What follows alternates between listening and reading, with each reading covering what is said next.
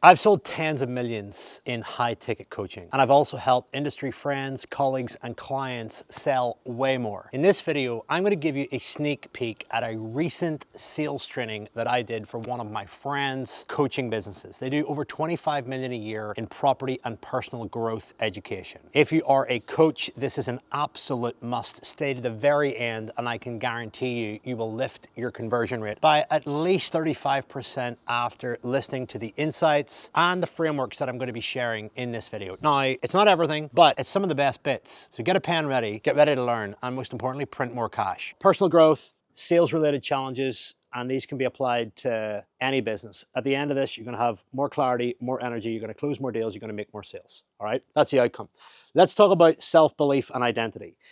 The biggest challenge as to why you can't close is because you don't have enough conviction in what you're selling. So if you think about what you're selling and the price point, when you get on a call with someone and when you pitch the price, you will know how you feel in your gut. So I want you to ask yourself, whenever you pitch the price, are you one, feeling like, oh fuck, I hope they take it. Like, I hope I close this deal. I don't know if they're going to be able to afford it, but I'm just going to present it. Or two, are you coming with the mindset of, I know exactly what this is worth. I've seen the lives that it can change. The price is the price. It's actually worth 10 times more than this, and this should be an easy sale for me. So which mindset are you in when you go to pitch price? That is a very important piece that will determine whether or not you actually close a deal or not. Because one of the most important things in sales is actually asking yourself, whose frame are you in? Are you in the frame of the prospect, or are you in your own frame? What frame are you controlling? And you want to be controlling your own frame. When you control your own frame, that means that you don't need the sale to feel complete. You don't need the sale to feel validated. And ultimately, you know the worth of yourself and you know the worth of the program or the course or whatever it is that you're selling. So you become immune to rejection. Does that make sense? So if you're selling something and you're like, I really need to sell this to make me feel validated. I really need to sell this to demonstrate that I know what I'm talking about and I'm great at sales. And I really need to sell this in order to impress somebody else. And I really need to sell this, but I don't really know what I'm selling. That's whenever you're going to get lost. That's whenever you're going to end up highly stressed, depressed, annoyed, upset, anxious with every deal that you get on. Whereas the other side is when you really understand the product, you know the results, you've seen the results, and you've actually spent time integrating what the program, what the course can do for people, and you've really taken time to actually embody that. And on top of that as well, you've also done the personal growth work to know that you have everything that you need. So when I say the word identity, identity means what you think of yourself and what you feel the world thinks about you. So if you come into any particular role and you think that you're not good enough, you think that you've got to impress everyone around you, which, don't get me wrong, is sometimes a great thing because it can drive you to do more and improve and add skills. But if you feel that you're coming from a place of lack and then you go on to a sales call, that lack can be felt.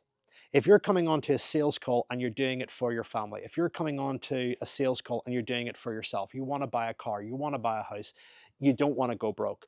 Believe it or not, the people on the other side of the call will feel that energy, right?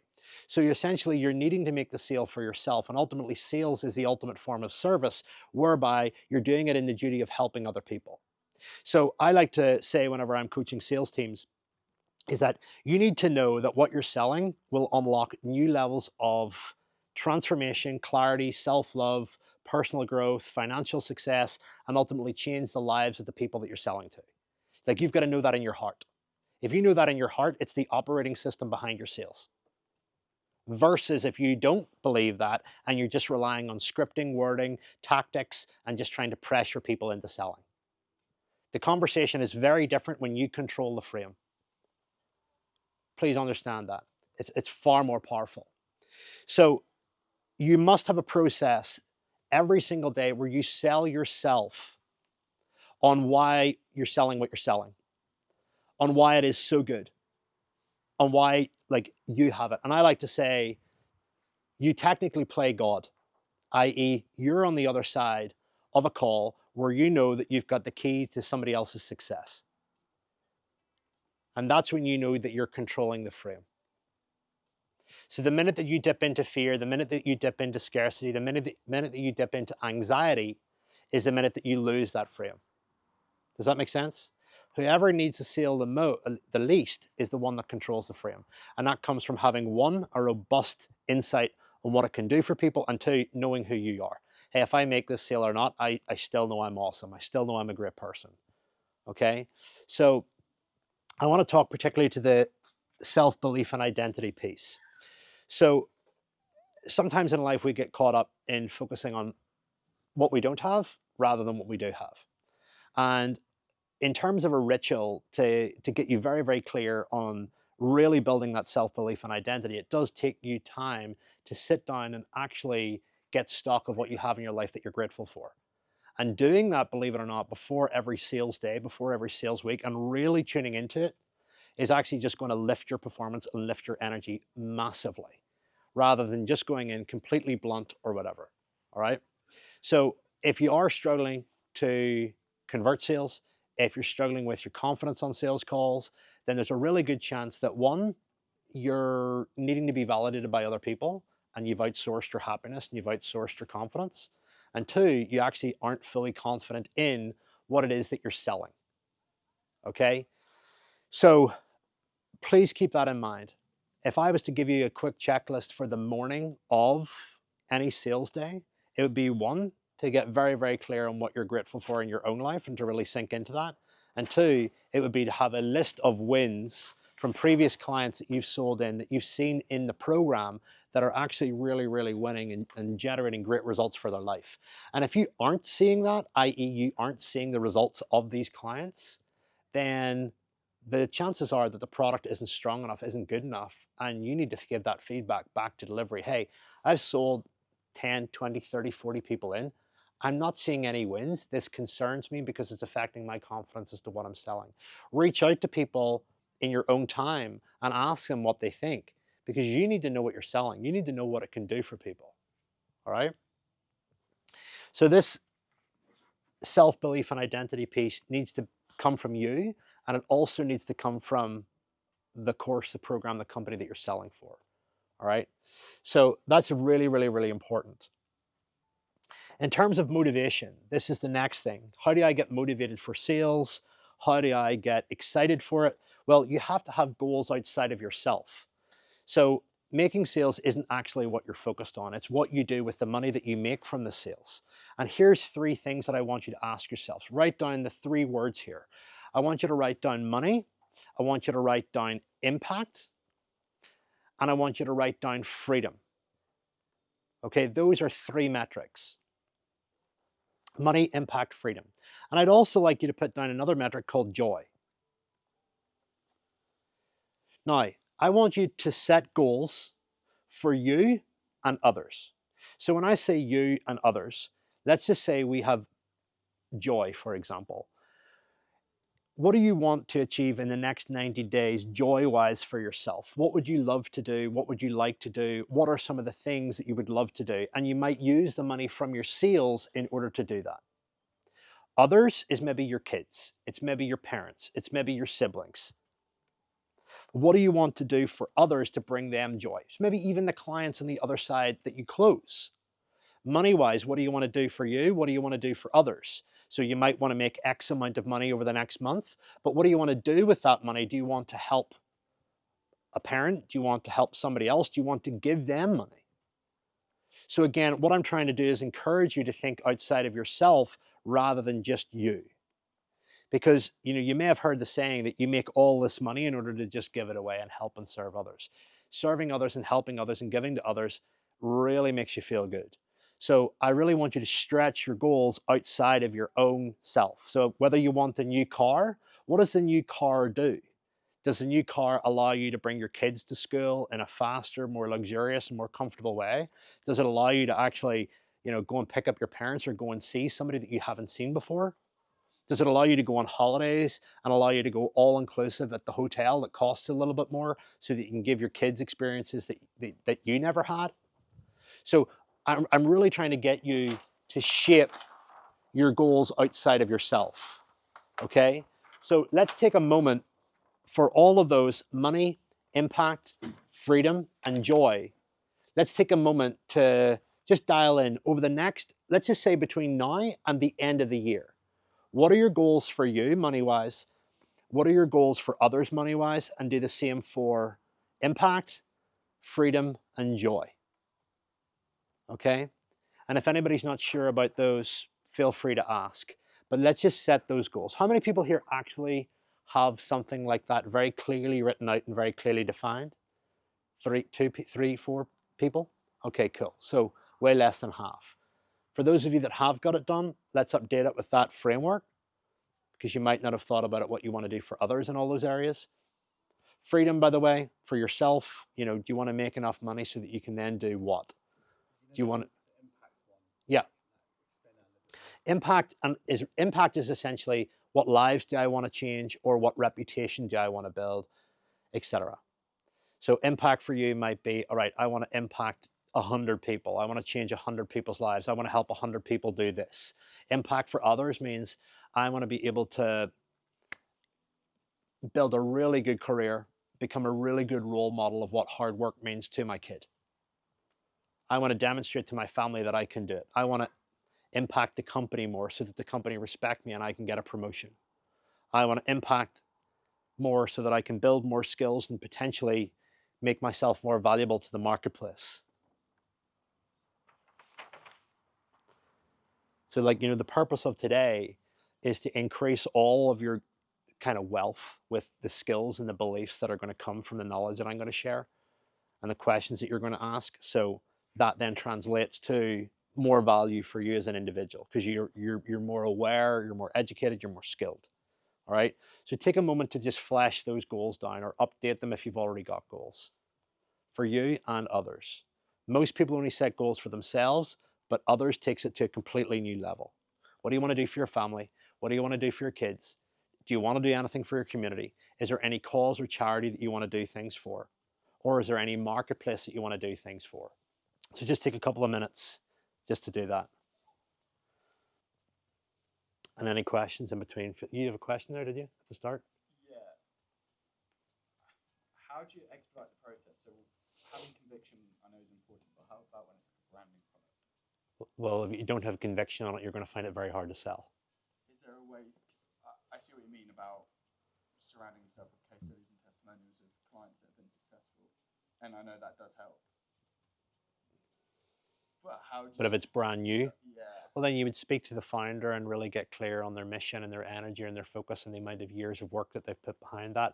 And you would lead with that. And your frame for this would be, hey, this is a new product. It's a case study. We're hungry for people.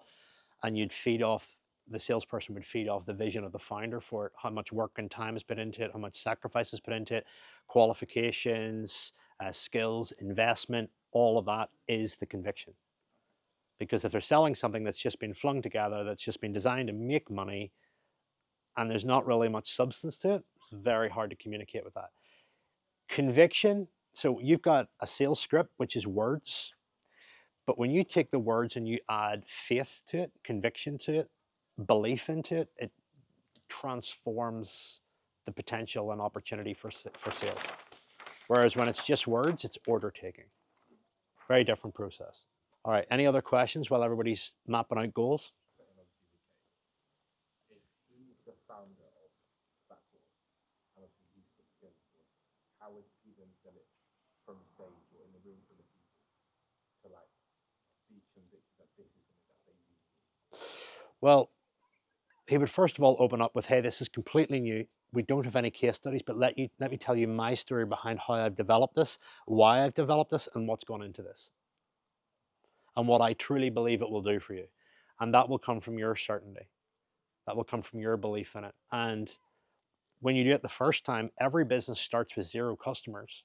My first customer was my mom when I was personal training, right? So, every customer starts at net 0.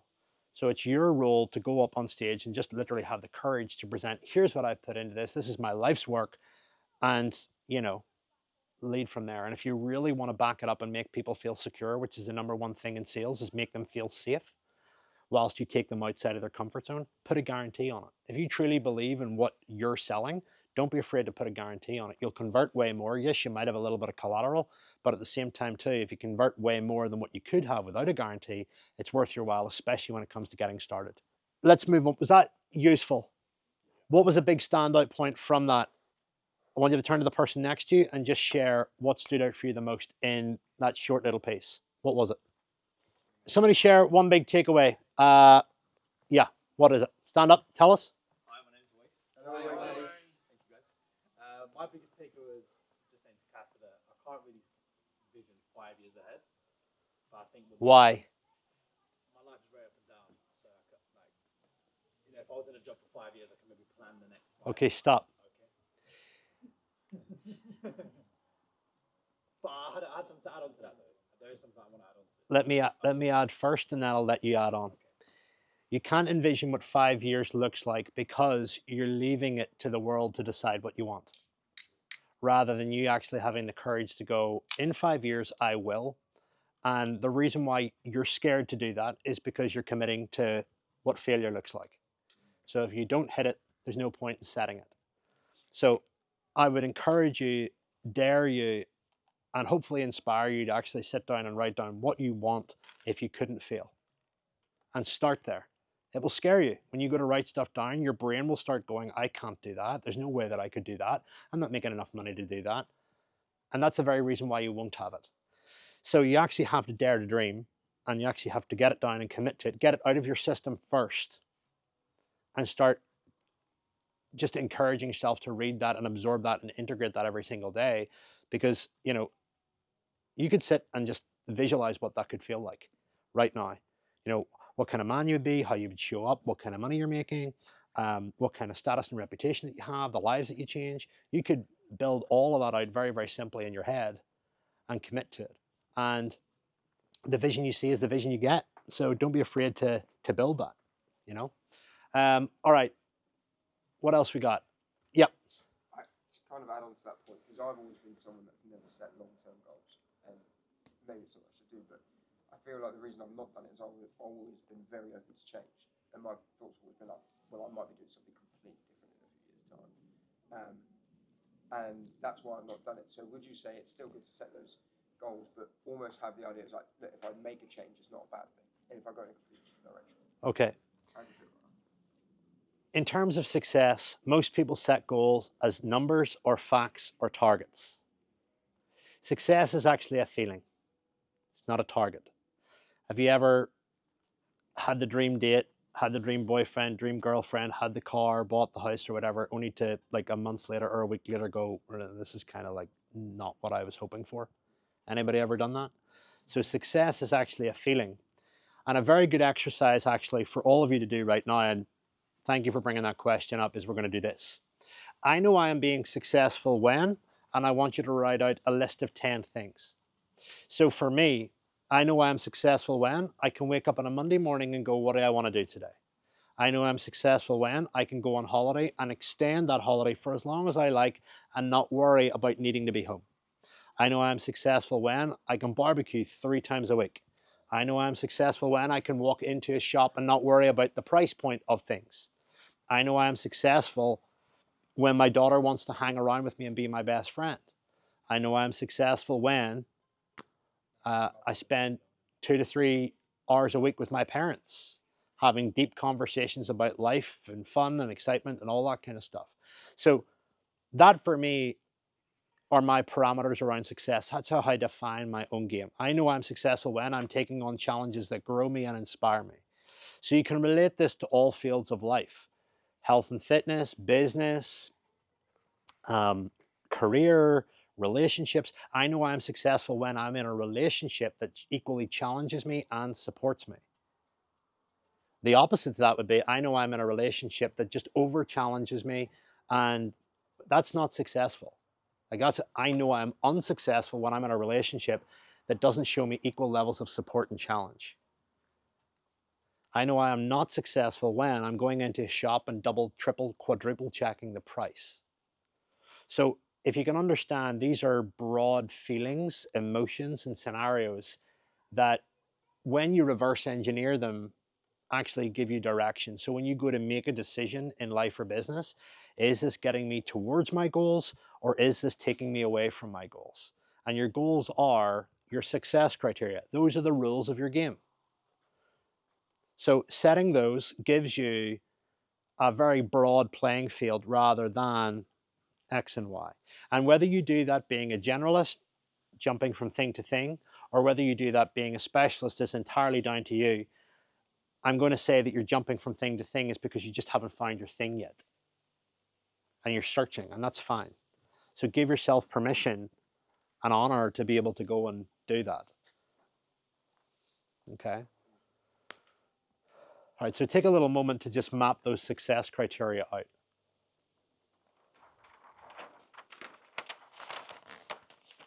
These will stand you in very good stead when you're having hard times.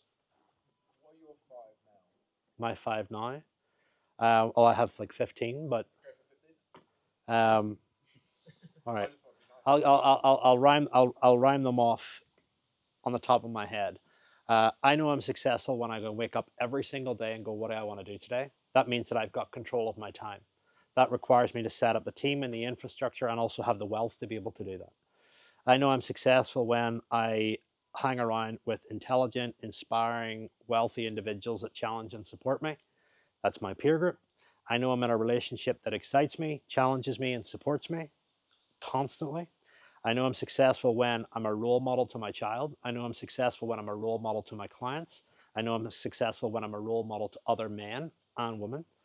I know I'm successful when I've got a loving, caring relationship with my parents. I know I'm successful when I can walk into a shop and not worry about price, whether it's a car, whether it's a whatever it may be. I know I'm successful when I get to eat out 3 times a week. I know I'm successful when I get to go fishing and shooting at least 2 or 3 times a month. I know I'm successful when I can see my abs that I can lift double my body weight off the floor. I know I'm successful when I can go on a holiday and extend it. So these are all reflections of money, impact, reputation, all of these things. I know I'm successful when I can go into a room and when I open my mouth, people listen. When are you not successful? Well, I'm the opposite of those. So they'd just be the opposite. So, yeah. But write out your own laws, your own rules. It's definitely. Like habits and addictions that could be things that potentially be the reason why you're not successful. Yeah, we'll move on to that after we do this. Okay, because everybody has their vice. Everybody has their their their stuff. You know. Those ones you've just listed, have you hit most of those? All. All of them? Yeah. Have you now got new ones? No, they don't need to change. They're pretty evergreen. I don't really think there's. Whereas you're always chasing them, you never really. Do you not up it then so you've got something to aim for in the next 5? Not always, no. What about when you were like right at the beginning? Yeah. You think back before you could do all those things. What about when you were right at the beginning? Well, those were very much set from a very early age, and they're permanent, they're evergreen, they're everlasting. So, when you look at it, you want to be setting success criteria that stand the test of time. You want to be setting criteria that I want to build a life that I never want to retire from. So, with the chasing of goals and stuff all the time, it's, you're forgetting and overlooking what you have rather than always chasing. Does that make sense? And that can leave you very unsettled. Because if you look at those, they're evergreen, they're everlasting. You want to build permanent structures in your life rather than just little short-term pieces. Don't get me wrong, short-term pieces can get to the long-term goals. But underneath those, you might have projects or certain targets or whatever like that. So, yeah. All right. Also, on that other topic, again, one of the most successful things that you can do, or what I call behaviors, is to write a list of what should I not do, and just avoid those things. So again, this is kind of like a little bit of a personal operating system for all of you guys to just build your own kind of GPS. Think of this as a GPS, i.e., if you don't know where you're going in life, it's because you've got no real structure. And everything that you see here, I've just turned 36, has all been by design. I could also approach life with a very loose and, oh, I'm not going to plan anything or whatever. And some people love that. But for me, I wanted to design something, I wanted to hit something. And now my life is much more freer where I don't always need to set targets and I can be free. So I do believe that it's very much a personal choice as to how you design your life. but I wanted certain things. I wanted certain material things. I wanted certain experiences. I wanted certain emotions. And I made sure that I was very clear on what I wanted. And every decision that I made was in conjunction, in alignment with those. And now that my life is actively living all of those things, I can loosen those structures. I can open them up. But I couldn't do that until I ticked off the stuff, you know? So you're at your most powerful in life when you've achieved, when you haven't had a goal, when you achieve a goal, and then when you can live with either having it or not having it because you know what it's like. So prime example, I grew up playing with a toy Ferrari when I was a kid, right? I always wanted to have a Ferrari. And I can remember as far back as when I was in the gym, being a personal trainer, when I was at university, dreaming of what it would be like to, drive a Ferrari, seeing a Ferrari on the road and looking at that Ferrari and going, oh, just imagine that, seeing the F1 stuff and all that going down. And you're left with this desire of, I really want this thing. But then when you get it and it leaves your system and you become grateful for it, you can also then realize, hey, I can actually now live without this. So you actually free yourself of the need to have it. And, one of the most important things about materialistic things, and this is hopefully going to blow your mind because it blew my mind, is that, whether it's a car or whether it's a watch or whether it's a handbag or whether it's a house or whatever, none of you guys, whenever you see a car or whenever you see this house, are actually going, look at the guy that has this, look at what he's doing, how does he work? You look at the house or you look at the car and you go, what would it be like for me to drive that? What would it be like for me to invite my friends around here? What would it be like for me to bring my family around here? What would it be like for me to drive up in front of my ex in this car? Right? Or what would it be like for me to go to everyone that bullied me or annoyed me to say, fuck you guys, look what I have. You never actually think about me. You never actually think about the driver of the car. So when you look at success, a lot of people think that when they wear the watch or when they wear the handbag or the fancy item, or they take the photograph at the X and Y, that people are looking at it from the perspective of, oh, look at them. They're actually looking at the environment, the car, the surrounding, and going, what would it be like for me? So that's how you neutralize yourself against worrying what other people think, right? So, the next time that you see a car, just watch how you look at it. You don't look at the driver, you look at the car and you go, fuck, that's a nice car. What would it be like for me to drive that? And then you start thinking about that in your world. So anytime that you buy something nice or you buy something great for yourself and you think about showing it off, people aren't looking at you, they're looking at the thing that you have and they're trying to identify what it's like for them to wear it or have it. Does that make sense? So that then can really liberate you from thinking that you need to have stuff to impress people. Because the only really people that you want to impress are the people that are closest to you. Friends, family, etc. Okay? So a list of things that you should not do. Let's create a list of 5 things that we all should not do. So this could be go into self-sabotage mode, whatever that is. It might be certain habits that you have that are unhealthy. It might be the way that you react to something. It might even be connecting or interacting with somebody. I don't know. I want everyone to read out their do not do list. Only joking. Can we get him to read his out? Just one. I'll read his, Just one. Can he read his out, please? I've just read it. Go on, Michael. Just say the first 3. All right, okay, let's wait until everybody comes back and then we're going to... Well, here. All right, here, this is all part of you growing your identity and stepping in. What? All right, well, that's it. Let's just wait until everybody comes back out. This is going to grow you. All right, so let's go with your do not do list. So I've got late nights. So why are late nights not good for you? Just exhaustion levels, problem with motivation, and just your awareness. You're not as aware. You're not aware when you're on the calls. Yep. Prior to the call and post. So yeah, just total awareness. Okay. Yep. Another one I've got is women. In what way? Distraction. Not do women.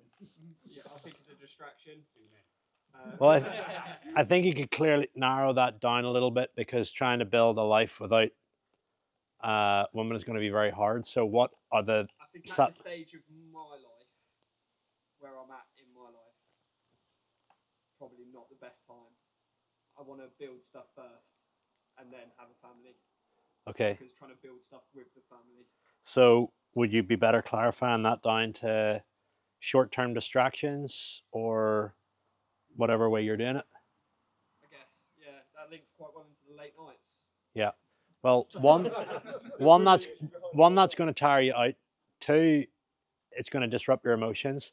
And if you're going into sales calls with all that stuff in your head, you're going to find it very hard to sell. And if you're going to find it very hard to sell, not only one, is it going to look bad, it's going to feel bad, and you're not going to make any money for the time that you put in. So you have to bear in mind every single time that you invest in whatever it is, late nights, whatever it is, women, whatever it is that you do, that's got a cost. So you have to weigh up with every single time that you do that, is this worth it? And that's the purpose of me doing this, is to get you to start identifying what are the limiters on my success. All right, so what else we got? I've got here. It's okay, you can share whatever you want. It's cool. Extracurricular activities, such as That's not the women. No, this is something separate. Yeah, such as drinking alcohol, smoking. The Extracurricular activities. I like the way you worded that. Again, for every time that I do that, what is the short-term upside? What is the downside? And can I live with the downside? And does the downside support my long-term goals and vision of who I want to be? Yep. Anything else? No, not yet. Okay. Right. Was that useful? Because what I'm trying to do there is to really clean up your energy and clean up the stuff that clogs you up and slows you down. All right. Let's go into a bit of sales stuff, okay? So,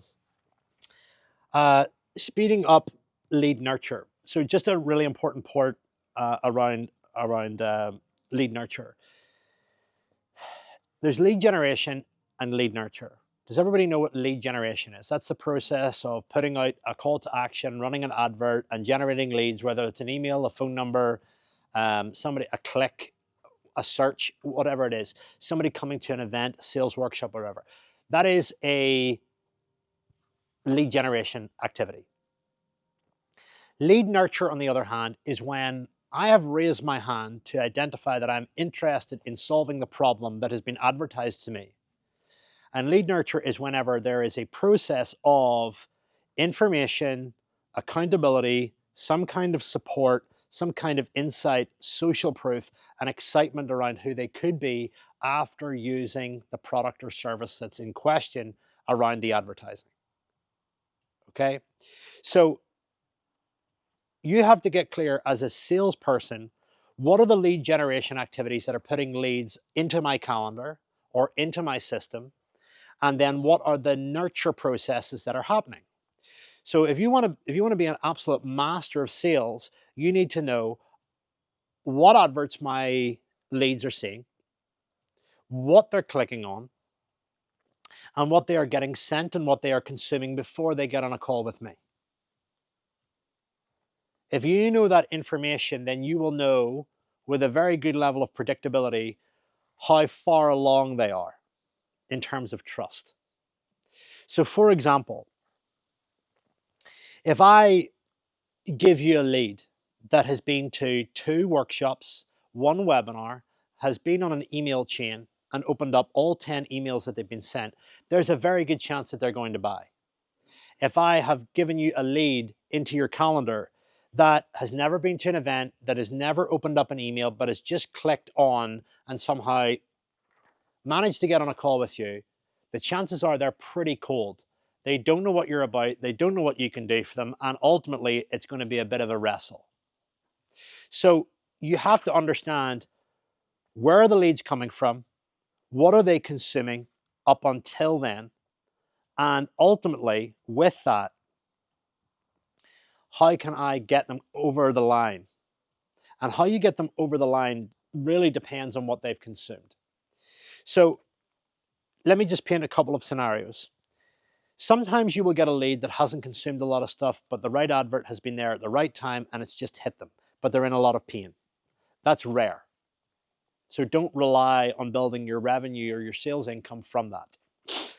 You want to build it through people that know who you are, know what the product can do for them, are in pain, and ultimately have been doing their due diligence, because that's an easier sale.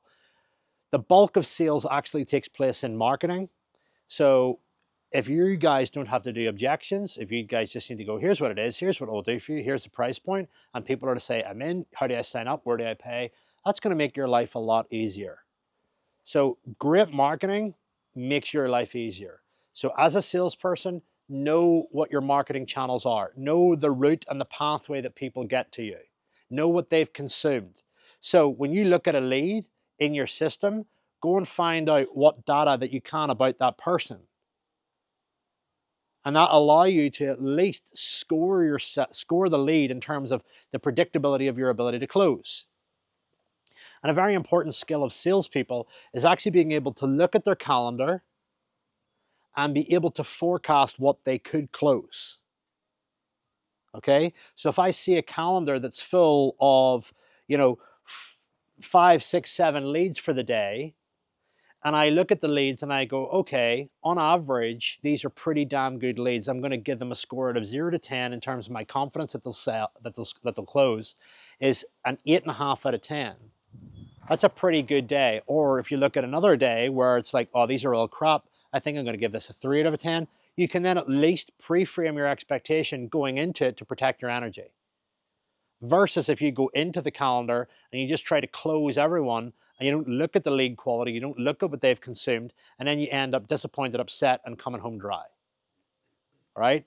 So, real salespeople will look at the leads in their calendar, they'll look at what they've consumed, and they'll confidence score them, and they'll be able to forecast relatively accurately in terms of what they're actually selling. And that is a really, really, really important skill.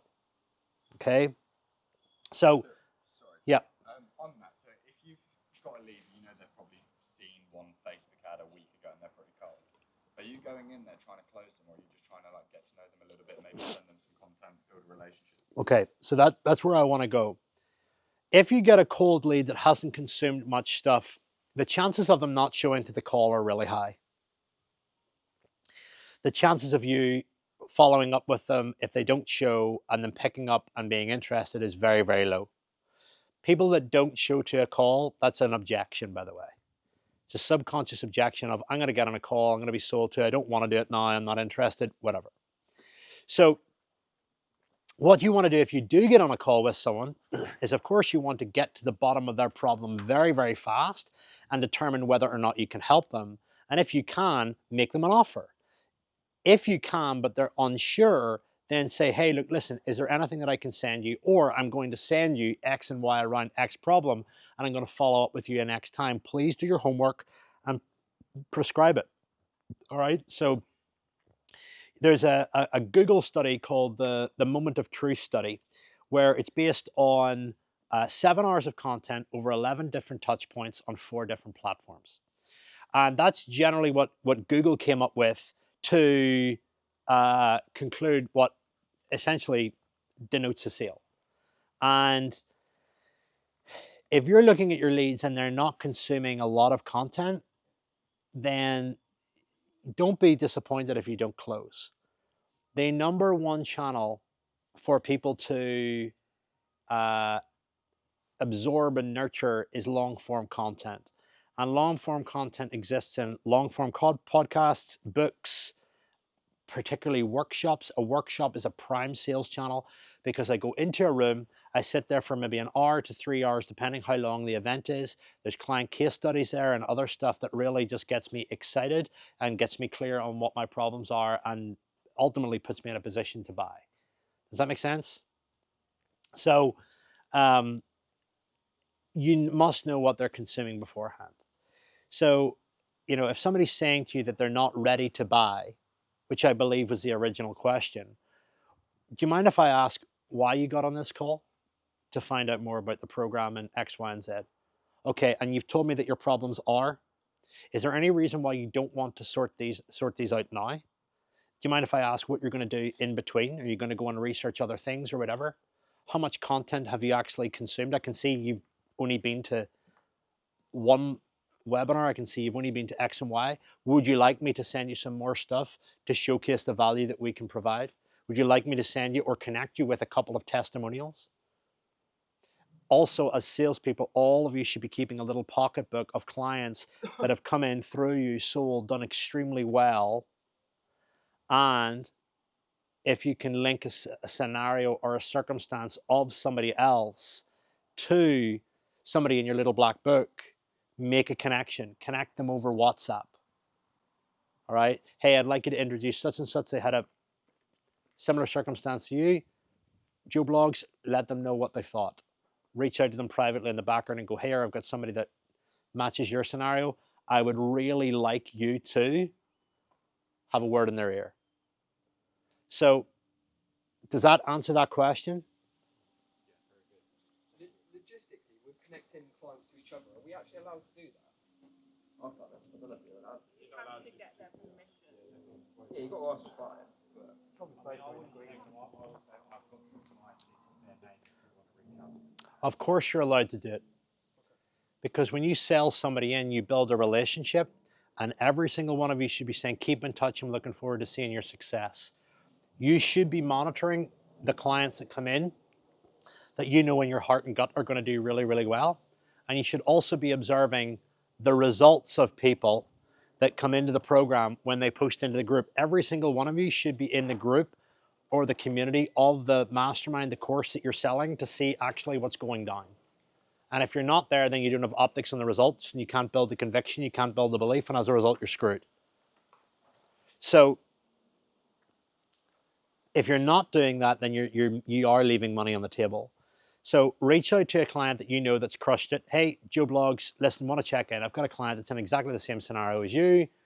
I really believe like you could really help me change this person's life. Is it okay if I connect you? Then ask the other person and then connect. So it's a very free-flowing conversation. Does that make sense? Cool. All right. Is that question answered? Happy enough? Dealing with overwhelm. Who asked that? Dealing with overwhelm. Okay. So dealing with overwhelm is essentially two things. Well, one core thing actually specifically. Overwhelm is a result of unmade decisions. When you don't make decisions, you end up accruing a debt and it eventually bankrupts your energy. Okay? So one exercise that I do every single week, and I would encourage you to do this as sales closers as well, is to have a meeting with yourself. And one of the most important questions that you can ask yourself is, what decisions do I need to make in life and career? And I talk about life and I talk about career a lot because all the sales stuff is easy, but it's hard when your mind is glued up with unmade life personal decisions. All right? So I really want you to get a meeting with yourself in every single week. Right now, pick a day, pick a time when you're at your freest. A great time is Saturday morning or Saturday afternoon around 3 to 4 o'clock, or heck, even Friday at 1 o'clock. So you can at least get clear on the decisions that you need to make for next week, the goals for next week, what you're doing for fun next week, what you're doing for friends and family, what you're doing for your own health and fitness, and get clear on your agenda, get clear on your calendar for next week as well. All right. And, you know, all of this spills back into optimizing energy and state. The reason why people's energy and state is all over the place, they need holiday after holiday after holiday, is because they don't have anything, they don't have any clear goals or visions or success criteria. They don't know what game they're playing.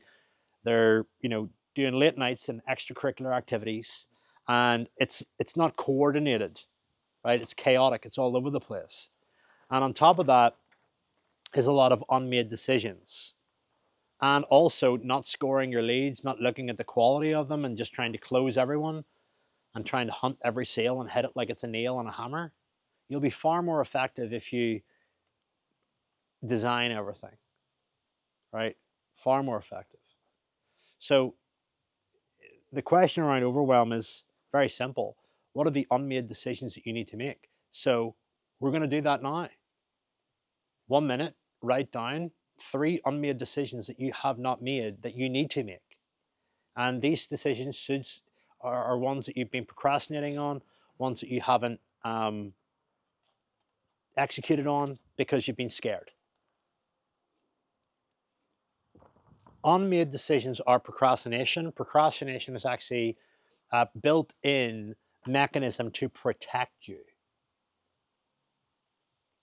I'm not going to make this decision because I feel safer doing nothing. Doing nothing will frustrate you. Your emotions will make you anxious and make you scared, make you depressed and sad because you're not taking action, and that's actually the signal to do something. But procrastination, on the other hand, is just prolonging the pain. You tell me. What are the decisions that are giving you the most amount of overwhelm? All of this feeds into your ability to sell, and your performance.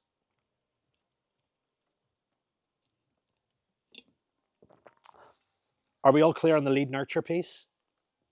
Okay.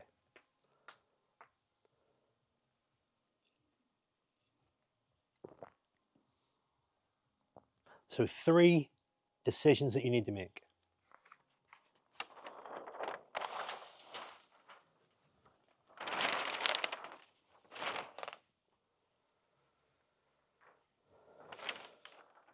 Is this stuff helping? By the way, when it comes to sales training, I don't just do like the whole, like, here's how you deal with an objection. I kind of go deep into life. So I need to have at least some tears today at some point. You leave Tasha alone, Adam.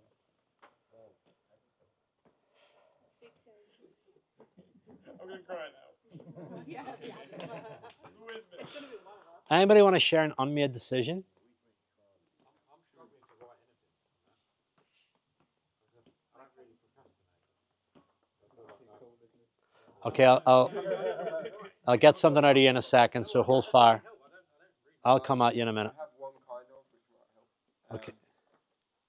How I track my leads and accounts and the clients I'm responsible for, because I've tried a few different methods, and with this changing CRM system, I'm like half trying that, and I've been in between a few different ways of actually tracking who are my clients, and it's a bit of a mess, and I'm yet to definitively go, right, this is how I'm doing it. So your problem is you're not aware of who the leads are. They're all over the place. Yeah, well, I am across multiple platforms, so it's not, there's bits missing, so it's not concise and accurate. Okay. So your decision is, who do I need to speak to about the CRM and express my concerns to, and ultimately delegate the decision onto them because they're responsible for that. That's not your responsibility.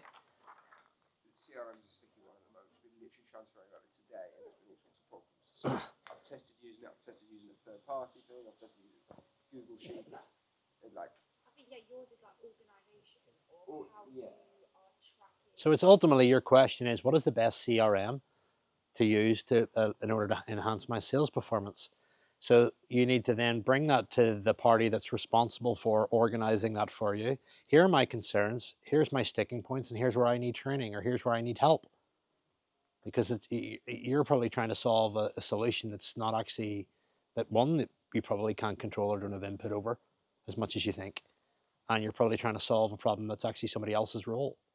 So you need to collaborate with somebody who is more knowledgeable and aware of how to use that and integrate that and get their advice on it, test it and trial it, and then come back to them. So who do you need to challenge in order to get a better outcome for you? like on tracking leads, and I'm hoping to be able to do it through Salesforce. Well, the reality is, Yeah, so it's understanding how it works in Salesforce. so the question is who do I need to speak to get training on X and Y so that I can fully understand and deploy it fully? Oh, yeah. I think I know who. All right, so you said you struggled to come up with a decision? No, I don't procrastinate. So Okay, stop there. Where are you unhappy in your life? Well, just be real with it. Right, okay, so you're, yeah, okay, so, He's gonna say okay, yes if you don't have it. all right, so, Okay, so you're overweight, No, I'm probably underweight. right? Overweight or underweight? Underweight. Right, you're underweight. In what way? Slim. I want to be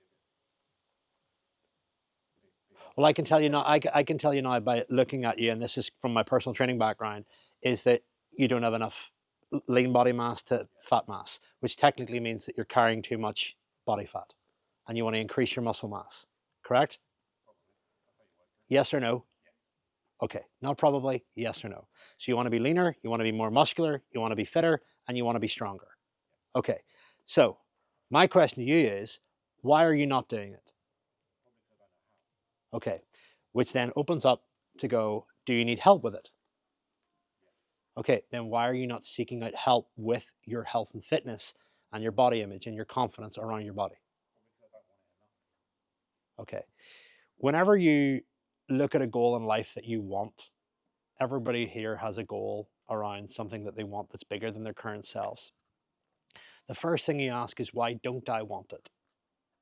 So if I were to ask you that, why don't I want it? There's probably a good list of reasons. I'm comfortable the way I am. I'm not in enough pain. I enjoy my weekends. I enjoy my foods. I couldn't be bothered learning a new skill. I couldn't be bothered paying a personal trainer. In fact, I couldn't be bothered paying a personal trainer because I think that money could be put to better use. And I maybe don't have the money. So I'm afraid of wasting it. And if I'm afraid of wasting it, then I'm afraid of actually going broke. So we go into a whole go of subconscious beliefs around why you don't have what you want. So do you think you're going to be able to show up and sell better if you're in better shape and you're healthier? The right training and the right physique will give you boundless amounts of energy. When you're overweight, when you're stressed, when you're underslept, when you're undernourished or malnourished, when you're inflamed, you will not perform to your best. So if you want to increase your chances of success, the question you've got to ask yourself is, am I going to be in a better position to get the life that I want if I'm lean, fit, healthy, and strong, or soft and out of shape? Which one is it then? Yes, again, the push-up challenge right now. Okay, so the unmade decision is, when am I going to start with a personal trainer and get accountable and throw myself fully in and commit to my new goal? And here's the thing, when you list down the decision and you start making momentum with the decision, that's whenever your life starts to change. Your life's not changing whenever you're sitting procrastinating. So you have to recreate these scenarios. You have to go to this level of thinking in your head to initiate action. What other area are you not happy with?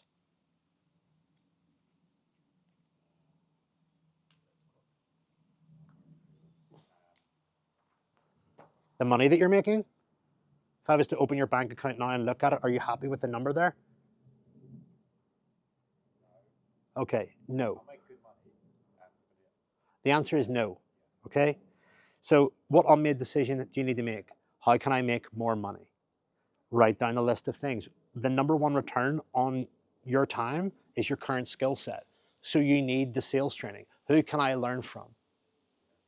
What do I need to understand? Who do I need to speak to? What do I need to do more of in respect to leveling up that skill?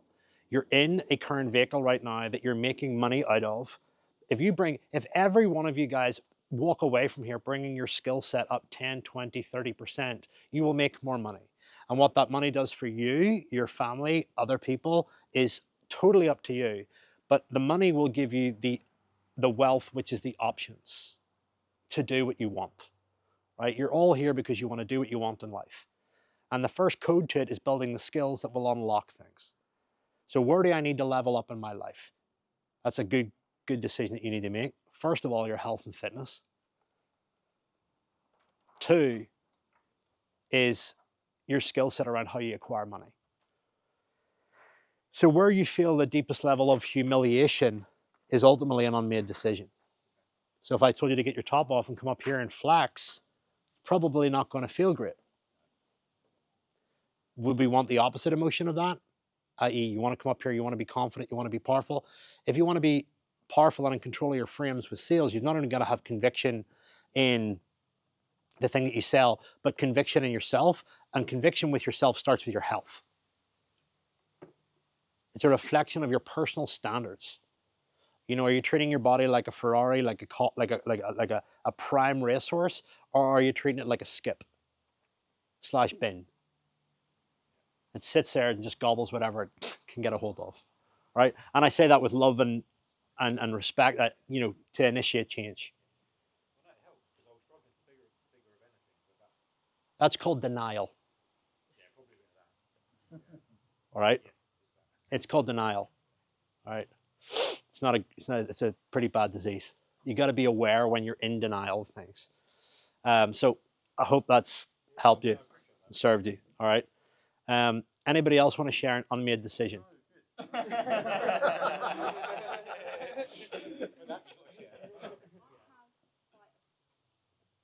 quite a big one, which doesn't necessarily bode well for work. That's fine. Honest, I have always got this question on my head in that, do I want to sacrifice my time with my kids and they're growing up in exchange for work and money, because I make okay money and I work a lot of hours to get that, but I'm missing out on a lot of stuff, and that is something I get a lot of guilt about, and then I know that that will have an impact on how I feel. So the question is, I am unsure whether to take more time with my kids and enjoy them, or to continue making money. So, To be all about money, and then when I have my second, it just will change after I finish. so you feel guilty for missing out with time with them.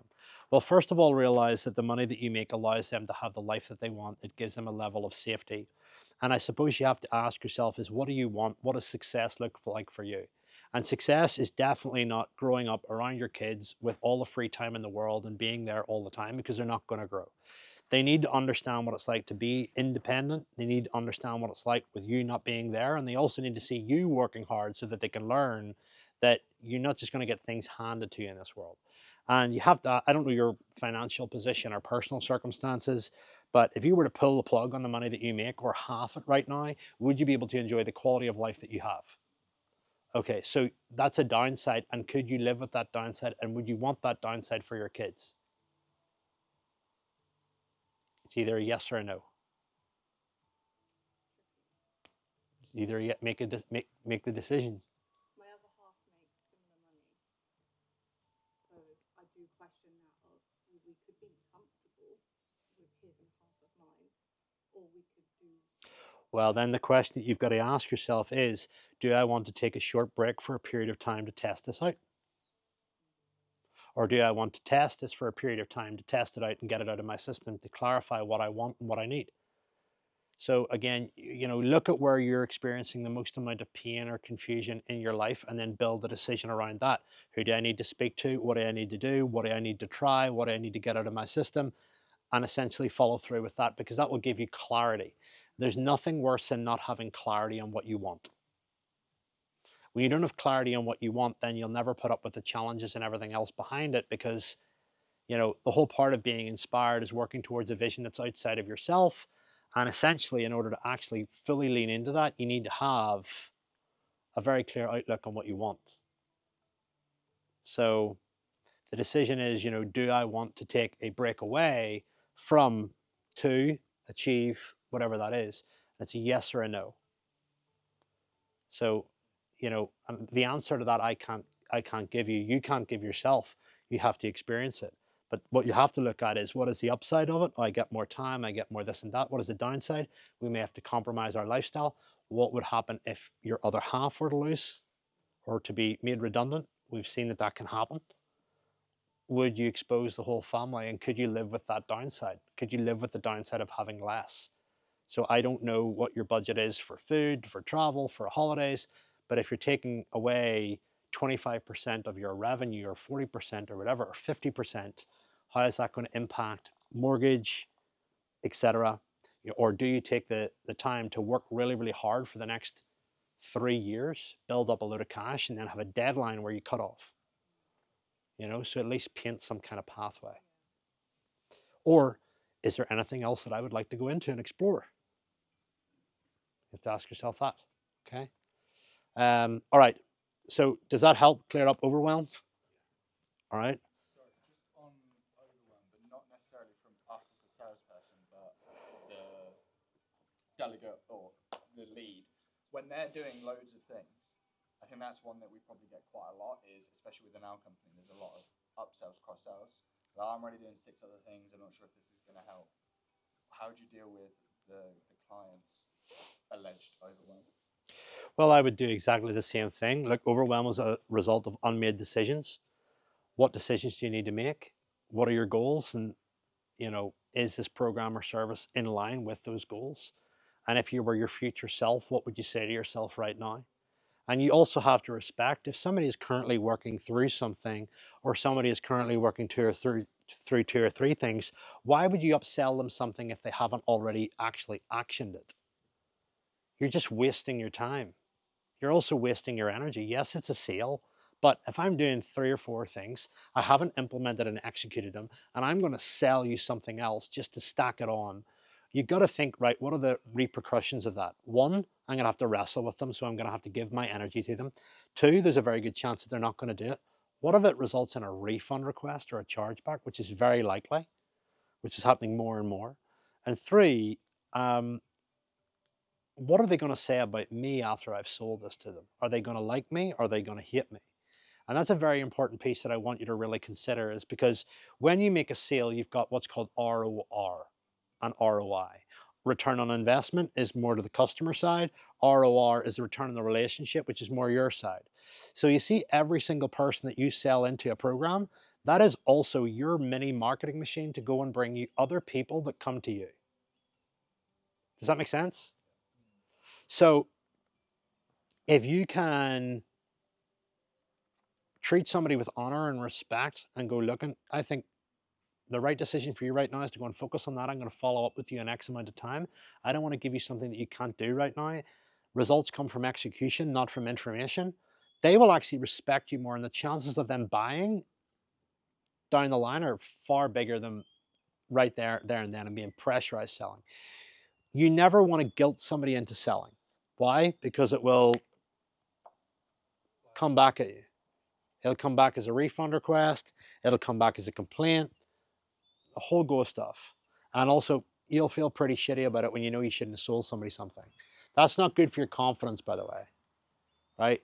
When you sell somebody something that you know isn't the right thing, you actually damage yourself. I know that's not good for bottom line of a business, but it's good for the long-term health of you. And if your health's good long-term, you become a better salesperson. So if somebody's dangling $100 in front of you for a sale, there might be $10,000 behind you with the new beliefs and convictions that you can build for turning people down. One of the best ways to build your confidence is to turn people down on sales calls, by the way. Have you ever done that? You ever got to the point of a sales call where you realize that I actually don't like this person, or I don't think they would be good inside the community, or I don't think that they would be good. Hey, listen, I just don't think this is right for you right now. Boom, end it. That does wonders for your conviction.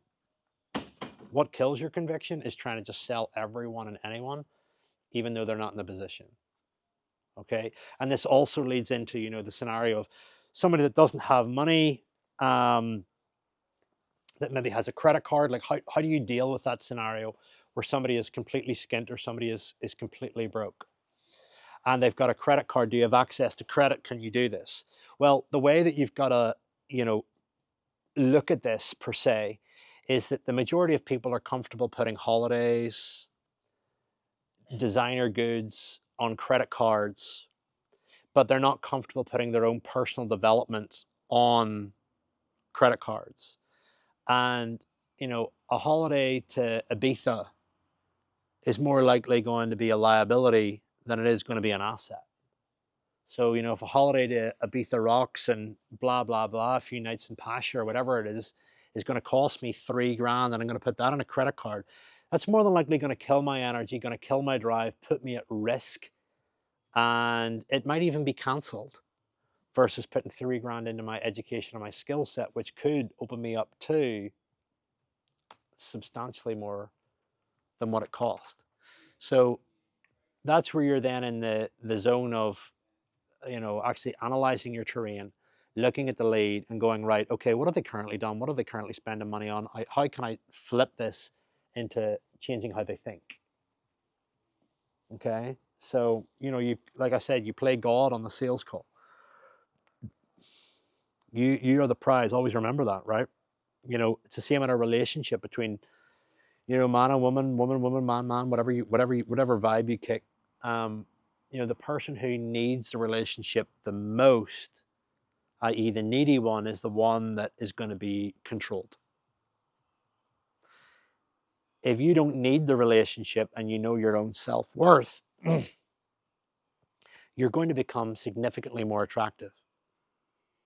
So you have to play into that dynamic. And yeah, does that make sense?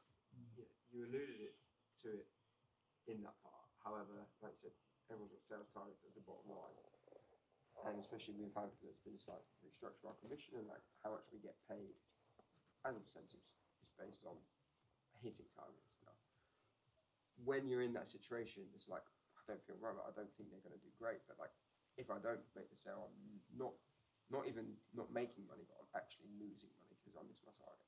Mm-hmm. Then it becomes a very tough battle to have with yourself to be like, who do I put first? Well, you've got to weigh it up. The question here is around, we've got sales targets, we might not hit them if we turn people down, but you've also got to consider as well the long-term game. If you sell somebody and they can't afford it and then they hit a refund request, how does that reflect on you? That's going to cost the company money, and that inevitably is going to be traced back to you. What were they sold? What were they told? How did that work, etc. But I do understand where you're coming from. I suppose you have to be more proactive with your follow-ups and all the other stuff that's in your pipeline and the scoring, and also challenging the marketing team.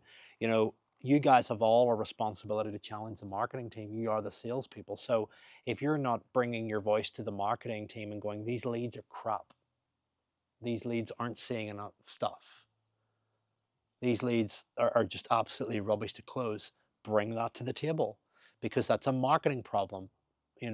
What the leads consume before they get on a call with you is down to marketing. We don't get leads from marketing directly. They go to the bookings team who book onto an event, and then they come to us. But we actually directly don't get leads. We post event, so it's like like an extra step almost beforehand. So we are 90% of the time when someone wants it into an event with ours, the bookings team are the ones that they're the ones that are complaining about the leads, like where it's come from. So they're calling them cold from seeing a Facebook ad. Then they attend an event. After they attend the event, we get assigned as their account manager. Yep. And then we're responsible for their journey and obviously upsells, cross-sells. Well, if you're finding that the leads are poor quality coming from an event that you follow up with, the real question you've got to ask is, what was delivered at the event, what was the content, and what was the promise? What was the guarantee? What was the expectation? And get very, very clear on that. So in essence, the event is the marketing. So, very clear, simple question for all of you. Have you sat through one or two of these events and actually fully immersed yourself in the most recent one that your leads are being exposed to, so that you can actually know, is this bullshit or is this actually really good stuff? And you need to have a voice to say, hey, that was really good or that wasn't. Because if, in the event, there has to be pre-framing around the biggest objections, not enough money, not enough time, other half might not agree, risk, all that stuff. If that can be dealt with before they come to you, the better. So I suppose the big thing for me is you just have to make a very clear, conscious decision. If you're on the phone with an idiot that is expecting to, results that just aren't going to happen, I mean, you have to call that out. You have to normalize them too. Or if you're with somebody that doesn't want to implement, doesn't want to execute, you have to make that call. There's no clear framework for that. That's very much on a lead per lead basis. But don't close in people that shouldn't have been closed, or people that are going to be a problem, because you're protecting the business. And if you want to justify that at your end of report and say, hey, look, listen, I had a lead there. I didn't think they would be good for the community. I didn't think they'd be this and that. It's a problem. And I can guarantee if the delivery people were here, and you're involved in ascension and retention, right? If you go to ascend someone, I guarantee you've come across a conversation with, hey, I'm not really sure about the people in there. I've not really learned anything. There's maybe people in there that are at the beginner level. and I'm far ahead and I just don't think it's the right room for me, it all feeds in. Again, this might be outside your awareness and more for a conversation around with people with delivery and stuff like that. But the quickest way to ruin a community is to put the wrong people in it. There is sometimes I feel, especially on the events, because again, everyone has targets to hit. It's like they want to make it out to be like, oh, it's application, which usually we take on, but they'll take anyone on. And you see people at these masterminds, you think You really shouldn't be here. mastermind. Yeah. And that is out of our control, because if we don't take that sale, then we're fucking up 3 or 4 other people's money, and they're not going to be fucking happy. Yeah. So that's where it becomes a bit competitive, That unfortunately. coincides with what I was going to say, because we work on these events as well as part of our role. So we'll be working on these events, and it's chopping and changing all the time of who works them. And so you're targeted on that event to sell as much as possible. So when you're saying this, it can be hard sometimes, because even though you as an account manager don't want to get them on too many things and make sure they're on the right things, but if they're going to these events, they're being sold to by the other salespeople, because that is what they need to do on the event. Yeah. Where it is, like Ash said, where you've got to get that money in. Yeah. So it can be then really tricky as an account manager then.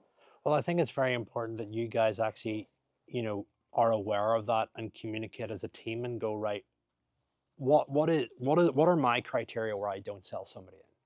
And I think you've got to set that down, right?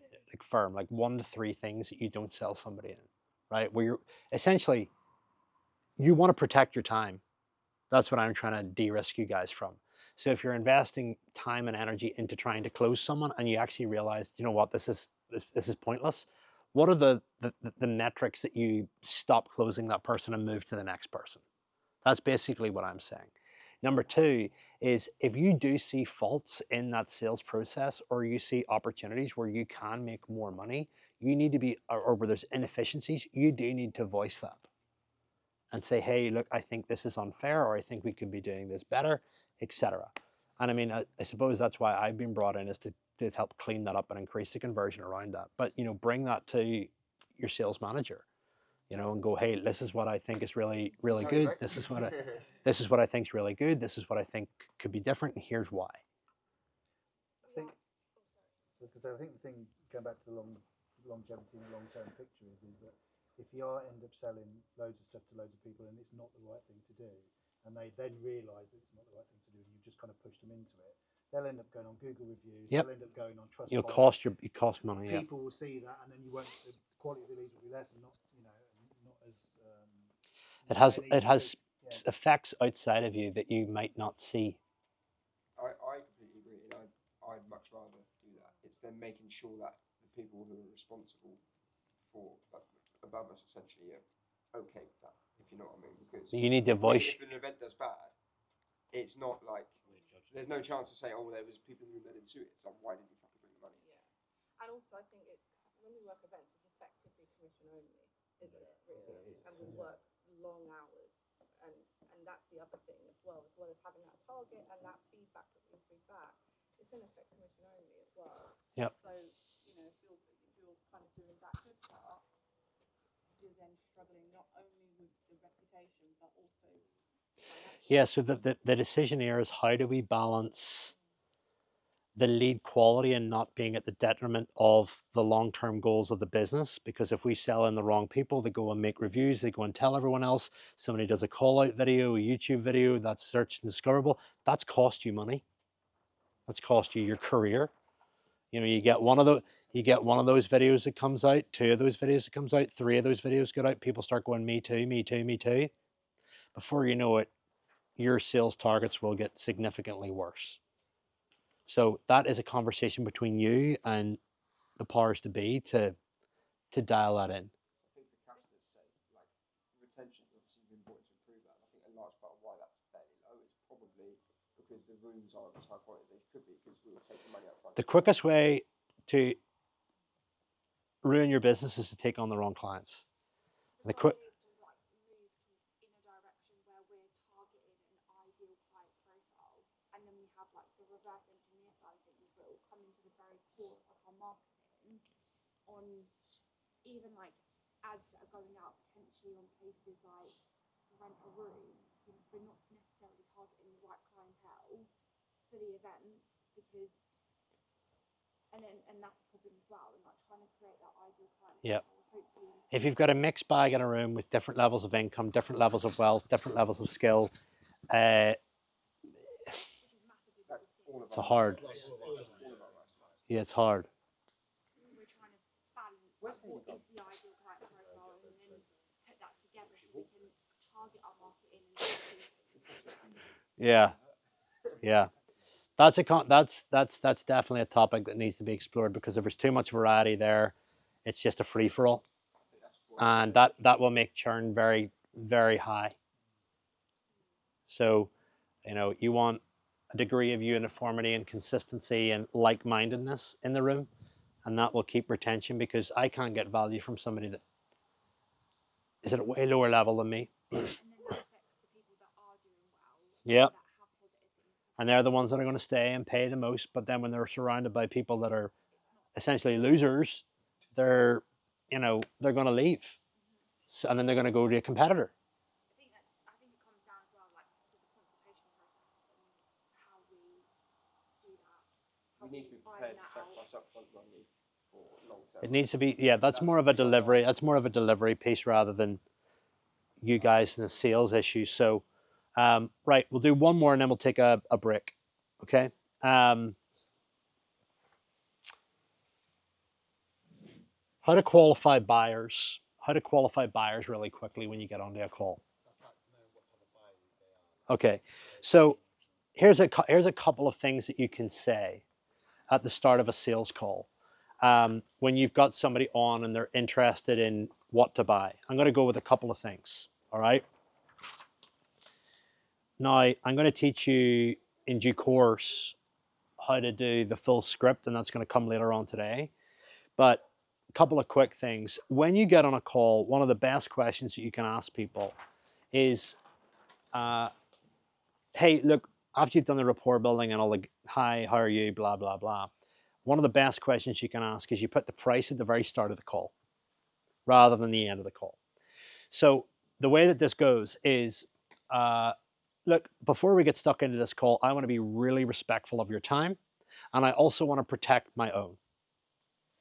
Just want to be really clear, working with us isn't free. We're not a charity, ha ha ha. We're in the business of helping you achieve X and Y. So look, I just want to be really transparent. I haven't gone through what's involved or like how we can help you. I am going to go into that, but what I do want to share is that working with us starts from and ranges from X to Y.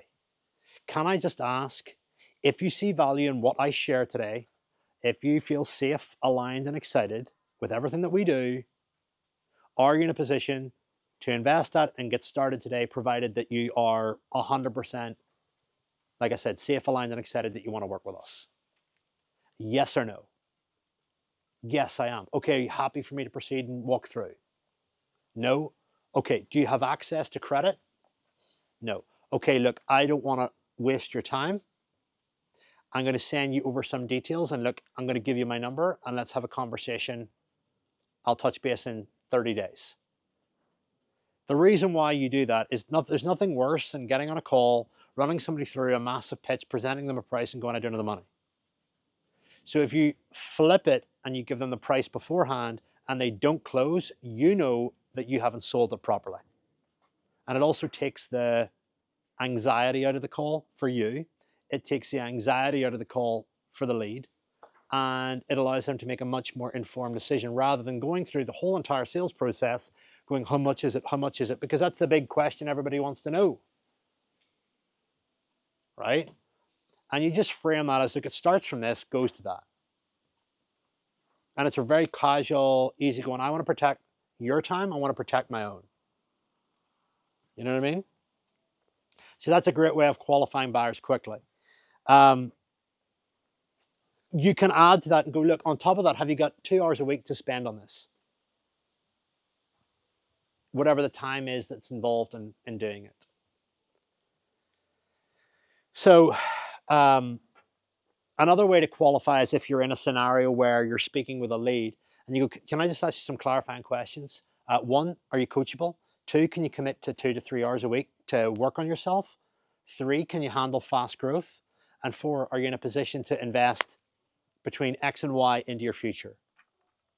I know I haven't gone through the value, but I'm more than happy to do that. Are you coachable? Commit 2 hours a week. You can handle fast growth. So these are just like subtle scenarios. Okay. Other types of qualification are, again, this comes deeper into the sales call if you're in it. But can I ask, like, what is it about us that you like the most? What is it about X trainer that you like the most? Why us over others? Why are you coming to us now? Is this a do it now thing or a do it later thing? How quickly do you want us to resolve this? How quickly do you want to fix this? Why is this important to you? Are you the main decision maker in your business? Oh, he's not here? Oh, well, look, with due respect, can you get him on the call right now within the next 2 to 5 minutes? Or can we rearrange for a call with us all together? I don't want to go ahead with this call if that's the main decision maker. So that's, again, a preservation of your time. It qualifies quickly and makes sure that you're speaking to the highest quality people that you can. All right. Does that make sense? Okay. I like the decision maker one because it kind of then excludes like the objection of having a partner to speak to. I like that. Is it do it now or do it later? Yeah, I mean, before I begin this call, look, I want to be really, really straight. There's either I'm in or I'm out. There's no, I need to think about it. I need to think about it to me is a clear no. So can we make a promise to each other at the end of this call that you're all in or you're all out? One thing I want to use straight away, as soon as I get back to England, is before we get into this call, I want to be clear on what you do and transparent. I haven't got all the info and giving you yet, but if we can give I haven't communicated the value of how we can help you, not the info. Nobody wants info. They want to know how it's going to value and benefit them. The value and how we can help you. But let's say that this ticks all your boxes and it works within your framework and you're in a financial position to go ahead at the end. Are you able to invest X and Y into your future to make this a reality? Okay. All right. So let's work through a couple of other little pieces. All right. So how about we do a little bit around big mistakes on sales? And I want to cross-reference these if you guys are making any of these. One of the biggest challenges when it comes to selling is, one, coaching way too much on sales calls. So coaching how people should be doing things differently. So they might come to you and they might say, oh, well, I was thinking that I needed to do this, and you then end up trying to teach them. And you actually drift away from determining what their biggest challenges are, what their goals are, and how the actual program can help them. So if you find yourself teaching on sales calls, always remember you're going off track. Number two is selling features and benefits rather than psychological outcomes and feelings. Okay? Rob, you're into the left one. He's gone into the wrong door. So selling features and benefits rather than psychological outcomes. So he looks like a lost child.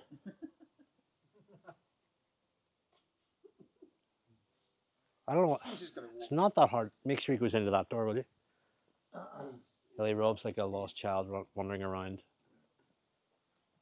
Yeah, he's got it. He's got it. All right. So here's an example of feature benefit. You'll get training on this and that, on how to use this and how to use that, which means that you'll be really educated. And as you know, knowledge is power, right? That's a feature and benefit. Here's a better example of it. You'll be trained on this, this, and this, which will increase your skill set around this, which means that you'll never have to worry about not knowing what to do again, which means that you'll know how to make decisions and choices in respect to your goals for the rest of your life. It means that you'll have confidence to be able to know exactly what to do and never go to bed at night ever worrying about what do I do or how do I solve this problem. You'll get a plan. You'll get a personalized strategy written out for you and your goals. It's very much a feature. psychological outcome is so that you never have to second guess yourself. You know exactly what to do. You know how to invest your time every single day to get towards your goals. So it's a very, very simple thing. When you find yourself talking about features and benefits, link back and go, how do I want them to feel whenever they have this? And typically when it's around a course or a mastermind or anything of that nature, there's usually the components of a plan so that you know exactly what to focus on, training so that you actually develop the skills to make better decisions in your life. 3, accountability and support so that you never get stuck. And then last but not least, community to hold you to a higher standard that you can hold yourself, right? That's ultimately what people want to hear when they buy coaching or consulting of any kind, shape, or form, right? So how many people here have found themselves sometimes getting into features and benefits and forgetting about those feelings? So anytime you find yourself listing off, what do I get inside this? I get this, this, this. You in your mind need to be going, okay, with these features, what are the psychological outcomes, the feelings that I want people to have? All right. So what we're going to do very quickly right now is I want you to list off 3 features that you typically go to and say, well, you get access to X amount hours of content, you get access to live webinars, you get access to this. And I want you to think, what's the feeling, emotion, psychological outcome that the lead, the customer can benefit from as a result of having that, okay? So let's take a couple of seconds to do that. And what we're actually going to do after this is we're going to take a little bit of a, you guys are going to go for a walk around here. You're going to do a little bit of a role play with 2, I'm going to set 2 exercises in a minute, all right? All right, anybody finished their features? All right, so go. What's a feature and what's a psychological outcome? Network builds better opportunities, opens up. Right, so what do I get? I get what? A network? You get a network which opens up more opportunities for yourself to bring in that income that you're searching for. That's a feature benefit. Do you want me to tell you how to stretch that? Look, you get access to a network of other peers and mentors that will hold you to a higher standard that you can hold yourself. In fact, I wouldn't be surprised if you meet lifelong friends there, create business opportunities, and ultimately get to create friendships that last you a lifetime. Most importantly, friendships that are aligned with what you want in life and you can share goals and share challenges and provide you a safe place to solve your biggest issues and celebrate your wins. Do you have that right now? All right, so Be a video then. What I'm gonna do is transcribe it. That whole thing is very good, and I can't type that quick. I like the friends who align with your goals. And yeah, I think that's It's all the words that you use. I think that is where you shine. It's the words, yeah. for sure. anybody else want to go? Phone calls. They can book phone calls. Okay, phone calls feature, And the benefits are that you get immediate support from people who are already doing it. benefit, Outcome The outcome is. is results quicker. How do you explain that to them? You get calls with benefits. No, calls with benefits. Calls with benefits. Results quicker. Basically what you said before. You don't second guess your decisions. so you get regular support calls, which means that you get never-ending support every day of the week or whenever you need it the most so that you never get stuck and you don't hit a wall and you keep making progress no matter what time of the year it is towards your goals, which essentially is the most important thing, that you feel safe. Does that make sense? Okay. Yep. It's not to challenge you. Oh, It's a challenge. Just to clarify, so something we were taught Coca-Cola was features, advantages, benefits. Slightly different. The feature would be what it does. So, for example, one-to-one mentoring is the feature. The advantage of that would be like it's dedicated time focusing on overcoming obstacles that you've had, and also, I don't know, setting you a clear goal, and then the benefit you always loop it back to what their want is. So if it was to make money or they don't want to waste time, the benefit is so that you're not wasting time trying to do the guesswork yourself and you can get going straight away. Yeah, it's a similar kind of concept, but you know, ultimately everybody wants a feeling. So that feeling is safety, growth, reputation, progress, um, whatever that is, and that's linked to the human needs for certainty, exploration, and uncertainty, safety, love, connection. So you've got to tie it to that, and that's very much based off the earlier questions in the sales call. What are your goals? What are your challenges? What are your dreams? What are your visions, etc.? And then you can tie the features and benefits into that. So if somebody says to you, well, look, I want to make my family proud. So, we give you calls throughout the week so that you never get stuck and you move towards your goals faster and ultimately, well, achieve what you want and make your family proud. So you're just referencing back to earlier parts of the call and finding those things. But yeah, a similar kind of concept. I kind of classify it as the same thing. Yeah, 100%. Okay. What else we got? Lifetime joint venture partnership with a master property expert. Okay. Lifetime joint venture partnership, With a property specialist. which means that we save you the time, the hassle, and the risk of going out of your own way to try and find one of these individuals. We've got them pretty much there, so you can cherry pick with somebody that aligns with you, and ultimately you can go and create massive wealth together. So the most important thing we give you is speed. Would you like to hit your goals faster? Does that make sense? So, yeah, that's how you would do it. So, here's what we're going to do role play wise. Okay. So, the first role play, and we're going to do this. You're going to do this with one partner, and then you're going to swap, and then you're going to do another role play with another partner. So the first piece is you're going to go that one at the start of the call. The frame that I said about, hey, look, listen, I want you to just start the call like a meet and greet, and then I want you to go into, look, before I get into this call, I just want to let you know this isn't free. There is an investment involved, and I just want to make sure that I protect my time and also protect your own. And I just want to clarify that if I run through everything here, you see the value, you feel safe, aligned, and excited, that you're in a position to invest in yourself and look to be upfront and transparent. The investment is X amount.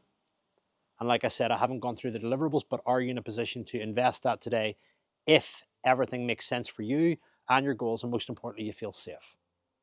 So I want you to role play that. The second thing that I want you to role play is when you move into, here's what you get. Feature, feeling, feature, feeling, feature, feeling. Okay? So I want you to list off all your stuff. So is that clear enough? Yeah.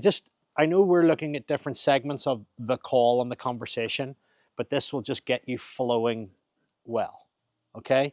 So if you want to walk around, if you want to dander around, if you want to stand about, whatever, I want to take 15 minutes doing this. Once you've done, once you've done the two with somebody, you're going to swap with somebody else and then swap again. 3 role plays. And it's important that you do this because you might not know somebody here. It might be a little bit awkward. That's good. You might know somebody. It might be a little bit friendly. You might not like somebody here. That's even going to be better, right? Because it's giving you guys a different environment and context to test this out, okay? So if you want to go for a walk around, whatever, go and have a little explore, crack on, all right? Are we clear? 3 partners? Right, off we go. What's your name again? Kane. All right. So Kane is a lead that's come to me through one of the events. He's interested in X, Y, and Z, and we're going to have a conversation about joining Rob's course mentoring mastermind. So naturally, here it goes. Kane, great to connect. How are you? I'm good. How are you? I'm great. Even better, the sun's shining. Lovely. All right, what's the purpose of the call today? I'm interested in Rob's mentoring. Cool. And do you know much about Rob? Yeah, a little bit. I followed him, watched his podcast. For how long? 3-4 years. And what do you like about him? What resonates most? Seems genuine, cuts through the bullshit. Doesn't seem very PC. Believe what he Okay, says. cool. And are you aware of Rob's mastermind that he's currently got on offer at the moment? Aware of it, but I don't know much. Okay, just a quick one. What do you want out of it? I want to scale my business. Okay, scale your own business, right? We'll talk about that in a bit. I just want to make it really clear. I need to understand you before I let you inside Rob's mastermind, because it's not for everyone. Now, before we get into this, can I just ask you one really simple question? Because one, I respect your time, and two, I got to protect my own, because there's a lot of people that want to join, and I've got a lot of calls today, so I want to make sure that I'm in top form. The most important thing I need to ask you before we get into this, and I'm sure you've even come across this in your own business, is I need to make sure that one, you're in a position to invest in this. This is not a free program. We are not a charity. We're in the business of changing lives. And in order to do that, there is a price of admission. You got to invest in yourself if you want to grow. So I want to be really transparent. This is not a free program. The cost of the program ranges from 2.5 to 4K. I know I haven't gone through what's involved, what's entailed, how it works, how many calls you get with Rob and all that kind of stuff, but I just want to know that if I go through everything and you feel safe, you feel aligned, and you feel excited with everything that's on offer, are you in a position to invest that money to achieve your goals and build the life that you want through Rob's mastermind? And look, if the answer is no, it's totally cool. I know I haven't gone into anything. Are you in that position? If it fits, I'll make it work. Okay, cool. Are you happy enough for me to proceed with the call? Yeah. All right. Here's the first thing that I need to understand. I need to understand what is currently going on in your business and why are we having this call? Because there's obviously something wrong that you want to fix. Spill it out. I'm going to take some notes down here. So if I go quiet, it's because I'm taking notes, and then I'll feedback appropriately. Tell me what is on your mind. Spill. Tell me about your circumstance. So I'm a solo business owner, stuck at sort of low mid six figures, and I just don't know how to scale beyond that. Okay. What have you tried before and why hasn't it worked? Tried ads, a referral scheme, but I just didn't get it to work. Okay. So it sounds like you've jumped and tried a few things. Why do you think this will work from what you've seen so far? Well, by the looks of it, Rob's got multiple successful businesses, Mm-hmm. and I think I trust him.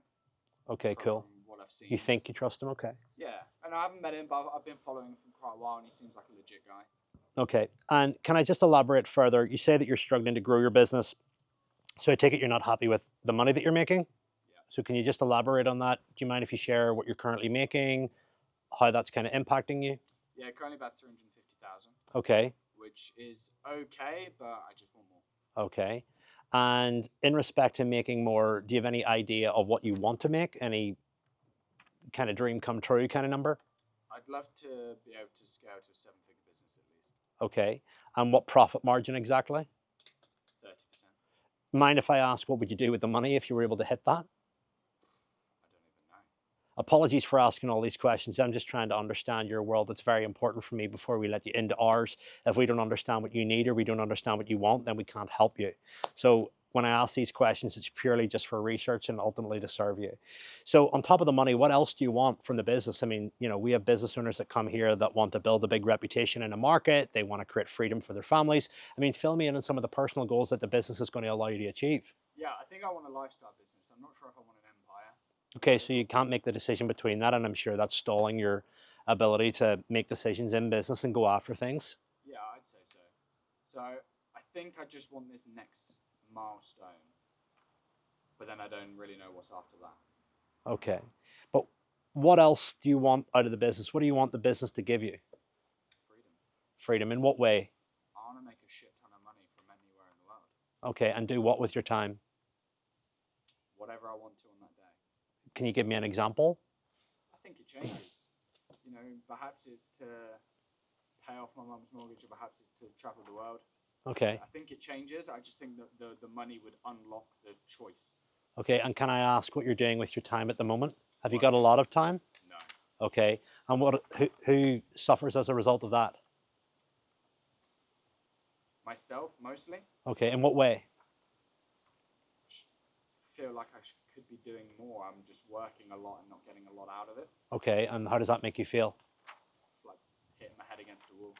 And do you think that's good for your business and the people around you that matter? You said you wanted to pay off your parents' mortgage. Are they aware of what you're going through right now? No, Any reason why? never share those challenges. Is there a reason for that, or? No, I guess not. Okay, cool.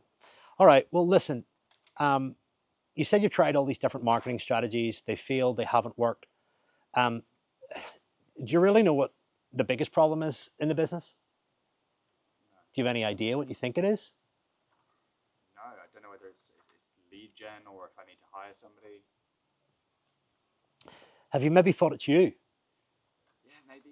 Yeah. Okay. So look, we work with business owners from all around the world, and the one thing that we find in common is that the business owner, the entrepreneur, is often the biggest roadblock to their own success. So, our mission is to help you get out of your own way and ultimately create the life that you want. So far, what's been the biggest takeaway From this call, from this conversation? Yeah. that perhaps I'm in my own way. Yeah. So where would you like to go from here? Tell me more about the program. Just start to open them up. All right. Okay, well, look, your current revenue's here. You want to go to here. Your current time is here. You want to go to here. So here's exactly what you need. The first thing you need is a clear plan. Whenever you come on board, you get a step-by-step process on how to get towards whatever your goals are. I don't know what the program is, but you can shape it whatever. That means that we take the thinking, we take the guesswork all out of it. You get to design your life and build the business that ultimately drives you towards those goals. So no more second guessing. You know exactly what to focus on every second of every day. You said earlier on in the call that you don't know what you're doing and that you're wasting time doing the wrong things. It's our mission to give you the plan so that you're focusing on the right things. And the right things over time lead to results. You behave your way to results. The second thing that we're going to give you is training. We're going to train you up in all the areas of mindset, marketing, sales, and delivery so that you can make better choices in business, so that you can have more confidence to lean into risk, and ultimately make the moves that are going to make you more money, make you a bigger, better reputation, and ultimately give you more freedom. On top of that, we're going to give you accountability and we're going to give you support. And here's the way it works. You get a one-on-one with this, you get a group call with that, you get a whatever. Look, I'm not going to go into all the features today. You just can't get stuck. So it sounds to me like you've been stuck for quite a while, and now you're reaching out and you're wanting to learn how to get unstuck. And this is exactly what you need. How do we know this? Well, we've worked with over 5,000 entrepreneurs. We've been in business for over 25 years. There's an art and science to helping entrepreneurs, and we have mastered it. The next thing that you need is you need to be around a community of people that understand your goals, understand your challenges, and understand, most importantly, what you're going through. And you're going to be amongst a community of peers, heroes, and mentors that are going to hold you to a higher standard that you can hold yourself. Can I ask, if you go into your phone right now and look at your WhatsApp messages, out of the last 5 people that you regularly communicate with the most, are any of them living the life that you want to lead? Probably not. Okay, well then, like I always say to every entrepreneur that I speak to, your inputs feed your outputs. And if you're learning off people that haven't built the business that you want, guess what? You're not going to build the business that you want. So out of all of that, what do you think is going to be most useful for you? I think the accountability. Someone has already been there and can see the roadblocks I can't see. Anything else? That's the main standout point. Okay, so you really need accountability. All right, so where would you like to go from here? How does the program work? Is it online, in person? It's online. It's delivered online with a combination of in-person bits and pieces. Do you mind if I ask you a few qualifying questions before we get into the investment and how all that works? Sure. Okay, cool. Do you have 2.5 hours a week that you can commit to this? You've got no other time commitments, and this is a kind of do it now thing, not a do it in 3 months, 6 months kind of thing. Yeah. So you want to work on this and fix this immediately? Yeah. Okay, cool. Number 2, are you coachable? Yeah, I think so. In what way? What would make you a great client for us? Rob's extremely fussy with who he takes on. In fact, he's regularly known to fire people, so I don't want to be giving him somebody that he's going to fire inside 3 months. We'll fire you and give you a full refund. Why would Rob want to take you on? I know that I'm the blocker, and it's something that I don't think you do. Why is that? Well, because I had to ask you that question and you had to realize that through me asking you it, but you didn't actually commit to it before. So I don't think you know what to do. So fill me in. Tell me, why would you make a good client? And once I hear this, look, I'll let you know whether or not we can take you on. I think, You think? yeah, Okay. sometimes. Okay. You're filling me with confidence here, Mark. Or Nice. yeah. I'm controlling the frame. I don't need him. So I'm making him apply to me. And all of the intel that he's giving me, I'm going to use against him if he brings me an objection later. I'm ruling out time. If he's going to say he's going to be a good client and he's going to do this and he's going to do that, and he tells me that he needs to think about it or that he's scared of the investment, I'll just reverse and use this to get him to do what I want him to do. What's best for him is outside his comfort zone. He'll fight like crazy to stay inside a comfort zone. And it's my role as a sales agent to take him outside that comfort zone, but also make him feel safe and ultimately tell him the truth of what he needs to hear, not what he wants to hear. So this should be the most challenging call of his life, but also the most liberating call of his life. Does that make sense? So you kind of get the gist. I've just gone through it. That process there, I'd run through. You know, you have to give me a good, like, I'm coachable, I'll take action. You know, those are the kind of answers that we want. Tell me why you'd make a good client. I take action, I listen to instructions. You know, I respect peers. You know, I'm willing to, you know, open up and, you know, so let me take this a little bit further here. All right. So tell me why you'd make a good client. You've outlined to me that I think I'm the bottleneck, and I need somebody to show me that. In just a few minutes with you, I've realised that. Okay. So what would make you a good client for us? Please bear in mind, we don't need clients. We need success stories, and we know what we're looking for. Why would you make a good client? Because I'm coachable. In what way? I can get my ego out of the way. Okay. And I'll take advice. Okay, cool. What else? All right. So look, there's three main things that we really need for all of our clients. One, you got to be quick to ask for help. Two, you got to be quick to help others. And three, you got to be quick to share your wins. Are you willing and able to do all three of those things? 100%. Okay, great. So look, I said at the start of this call that I would let you know whether or not you'd be a suitable client. And look, after asking you those questions, you've given me all the answers that I need, and I'm confident that you would make an incredible success story if you implement what you're told. So look, where do you want to go from here? Did you take American Express? All right, so we can just lead them down. How do we unpack goals? How do we unpack challenges? I'm going to give you a few questions to open up. The quality of questions determines the quality of response you're going to get. So, you know, those conversations around, or questions around, why are we having this call? Tell me about your circumstances. Okay, what are your goals? What do you want to do with this business? Where do you want to take it? Besides money, what else is important to you?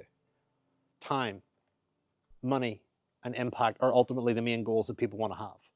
Time, they want control of it. They want freedom to do what they want with whoever they want. Impact, they want to change lives and they want to serve other people. And also as well, they want to have money to do the stuff that they want, buy the stuff they want. So essentially, when you look at goals, look at it through those lenses. Money for you and money for who? Impact for you and impact for others. Freedom for you and freedom for whatever. So try to delve deep until somebody really paints you that golden line or that golden phrase around their vision. So tell me, like, what are your goals? Why is that important to you? What would it mean to you if you were able to hit that? What would you spend the money on? Oh, you like that? Like, do you do that often? I take it you want to do more of that? Why don't you? I don't have the money. I don't have the time. Well, that's the whole reason why we're on this call. Are there any other things that you like spending time doing? Because look, I'm sure you don't just want to come on this call and make a load of money and have all this free time. What do you actually want to do with it? So that's where you're getting to the real goal, right? You know, making money is not the goal. Having safety and stability is the goal. Or having the money to go and explore and live life. Okay? So, you know, when somebody says to you that they want to become financially free, that's not the goal. The goal is to go and travel around the world. The goal is to maybe pay off the parents' mortgage. The goal is to maybe put their kid through some kind of specialist healthcare. In order to do what? So people want to have that peace of mind to know that that's covered. So in terms of goals and in terms of challenges, what way you ask, it really doesn't matter.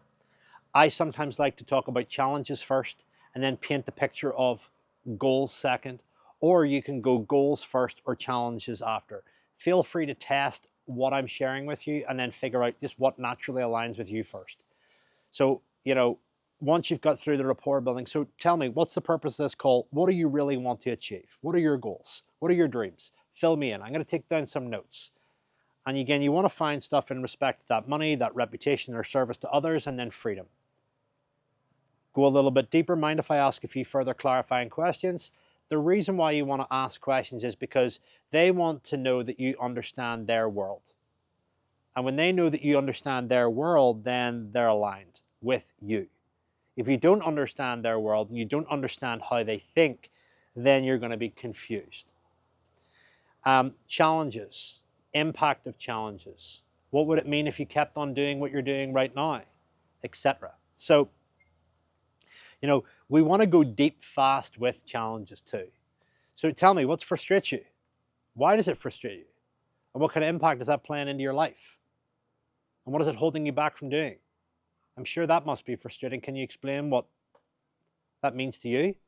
What is that holding you back from doing? You know, what have you tried before and why hasn't it worked? If you keep on doing what you're doing now, where do you think you're going to be in a year's time? Do you want to stop yourself from getting to that position? Okay, it's definitely worth a chat. Let me run you through how we can help. Okay, so here's what we're going to do. We're going to do, again, a little bit of a walk around, and you guys are going to role play goals and challenges from the start. So meet, greet, and rapport. You're going to play into the affordability piece. Everybody's going to say yes. And then you're going to go into, all right, let's talk about goals. And I want you to actually share your own goals. I want you to share your own challenges. And I don't want you to make it easy for the other person. I want you to either go into a scenario where you're going to be standoffish, or you're going to be reserved, or you're going to be hard, holding back your goals, holding back your aspirations. So, you know, like this guy here, the guy with no challenges, who actually needs to hire a PT, right? You know, he was being standoffish, protective. He had a wall up.